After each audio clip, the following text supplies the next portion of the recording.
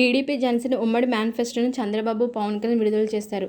మహిళలకు ఆర్టీసీ బస్సుల్లో ఉచిత ప్రయాణం, mega DSC, land titling act రద్దు అంశాలు మేనిఫెస్టోలో పెట్టారు. ఎన్డీఏ కూటమి ఉమ్మడి మేనిఫెస్టోను టీడీపీ అధినేత చంద్రబాబు, జనసేన అధినేత పవన్ కళ్యాణ్ విజయవాడలో విడుదల చేశారు. ప్రజాగళం పేరిట మేనిఫెస్టో రూపొందించినట్లు తెలిపారు.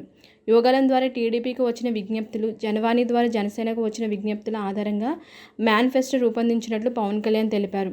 2047 నాటికి భారతదేశాన్ని సూపర్ పవర్గా తీర్చిదిద్దేందుకు కృషి చేస్తామన్నారు.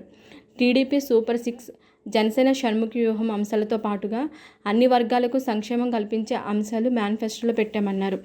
5 ఏళ్లలో 20 లక్షల ఉద్యోగాలు, సముద్ర వేట విరామ సమయంలో మత్స్యకారులకు 20,000 ఆర్థిక సహాయం, 2017 జీవో రద్దు, సాంకేతిక సహకారం అందిస్తాం, కన్యకా పరమేశ్వరి ఆత్మార్పణ దినోత్సవాన్ని ప్రభుత్వం తరపున నిర్వహిస్తాం, చిన్న వ్యాపారులకు వడ్డీ లేని రుణాలు, వ్యాపారస్తులకు ఒత్తిడి లేని స్వేచ్ఛాయుత వ్యాపారం జరిగేలా చేస్తాం, ల్యాండ్ టైటిలింగ్ యాక్ట్ రద్దు చేస్తాం, మహిళలకు అండగా నిలబడేందుకు చదువుకునే ప్రతి బిడ్డకు 15,000 ఆర్థిక సాయం, మహిళలకు ఆర్థిక స్వేచ్ఛ అందించేందుకు 18 సంవత్సరాల వయసు నిండిన ప్రతి ఒక్కరికి ప్రతి నెల 1,500 రూపాయల ఆర్థిక సాయం, మహిళలకు రాష్ట్ర వ్యాప్తంగా ఉచిత బస్సు ప్రయాణం, ఏడాదికి 3 ఉచిత గ్యాస్ సిలిండర్లు అందిస్తాం, అధికారంలోకి రాగానే డిఎస్సి నోటిఫికేషన్ విడుదల చేస్తాం, యువతకు 20 లక్షల ఉద్యోగాలు, నిరుద్యోగ యువతకు 3,000 నిరుద్యోగ భృతి అందిస్తాం, పేదలకు ఉచిత ఇసుక అందిస్తాం, జేపీ వెంచర్స్ ఆధ్వర్యంలో జరిగిన ఇసుక దోపిడీ అరికడతాం, పరిశ్రమలకు అనుకూలమైన పాలసీలు తీసుకొచ్చి పెట్టుబడులను తీసుకువస్తాం, ఉపాధి కల్పిస్తాం, బీసీ డిక్లరేషన్ అమలు చేస్తాం, వారి కోసం నిధులు ఖర్చు పెడతాం.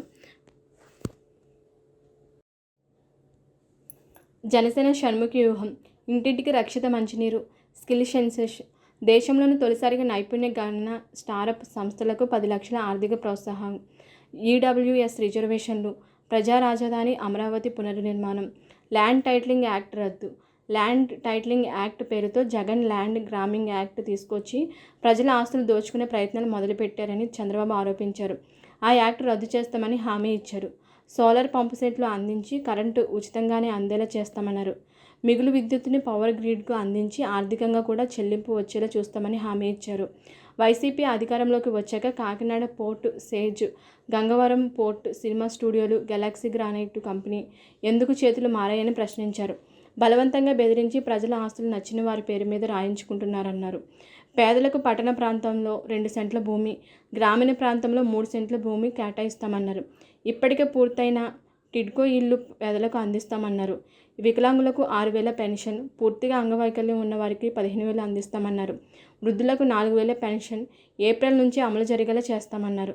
పోలవరం పూర్తి చేస్తామని, నదులు అనుసంధానం చేస్తామని మేనిఫెస్టోలో ప్రకటించారు.